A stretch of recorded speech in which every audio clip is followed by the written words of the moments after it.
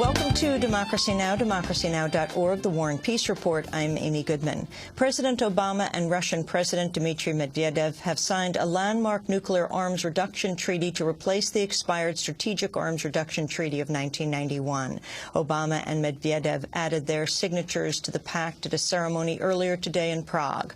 While Obama has said the treaty will cut the U.S. and Russian nuclear arsenals by a third, arms control experts have warned the figure is misleading because the new pact uses different counting rules than previous agreements. We'll have more on the U.S.-Russia nuclear treaty later in the broadcast.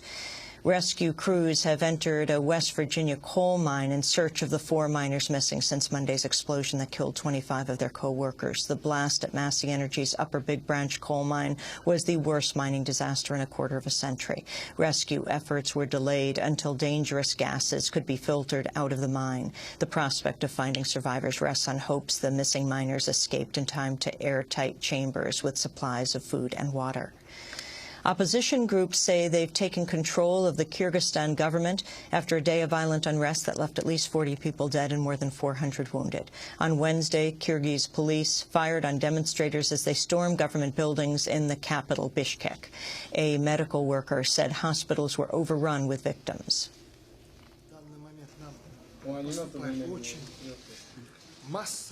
Could someone get me a tea, maybe Colin or something? Sorry. At this moment, we are getting massive amounts of injured with shotgun injuries.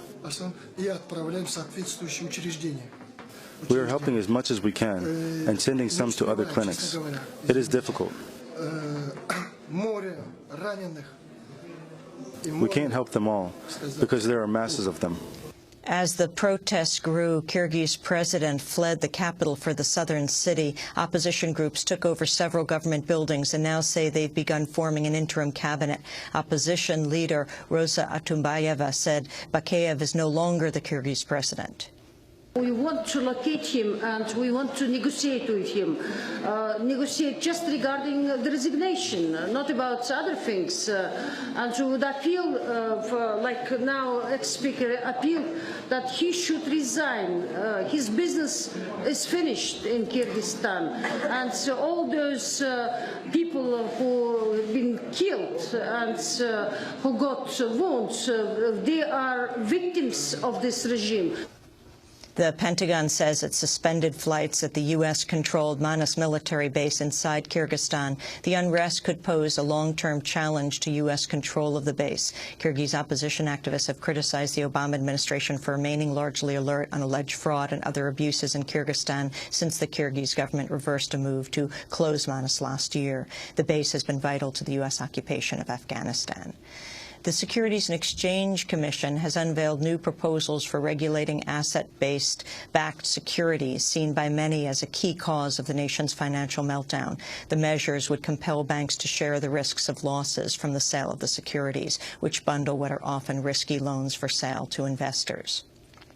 Former Federal Reserve Chair Alan Greenspan, meanwhile, continues to defend his record overseeing the U.S. economy in the years leading up to the financial crisis. On Wednesday, Greenspan appeared before the Bipartisan Financial Crisis Inquiry Commission. Greenspan was questioned for ignoring repeated warnings over the subprime mortgage boom and unregulated derivatives. Greenspan said he thinks he was wrong 30% of the time. When you've been in government for 21 years, as I have been, the issue of retrospective and figuring out what you should have done differently is a really futile activity because you can't, in fact, in the real world do it. I mean, my experience has been, in the business I was in, I was right 70% of the time, but I was wrong 30% of the time, and there are an awful lot of mistakes in 21 years. Commission member Brooksley Born, the former head of the Commodity Futures Trading Commission, said Greenspan's stewardship of the Fed had led the U.S. into the financial meltdown. The Fed utterly failed to prevent the financial crisis. The Fed and the banking regulators failed to prevent the housing bubble. They failed to prevent the predatory lending scandal. They failed to prevent our biggest banks and bank holding companies from engaging in activities that would bring them to the verge of collapse without massive taxpayer bailouts. They failed to recognize the systemic risk posed by an unregulated over-the-counter derivatives market, and they permitted the financial system and the economy to reach the brink of disaster. Bourne had openly clashed with Greenspan during the 1990s over his refusal to back regulation of the derivatives market. In California, a San Francisco resident has been arrested for allegedly making threatening statements to House Speaker Nancy Pelosi over the health care reform bill.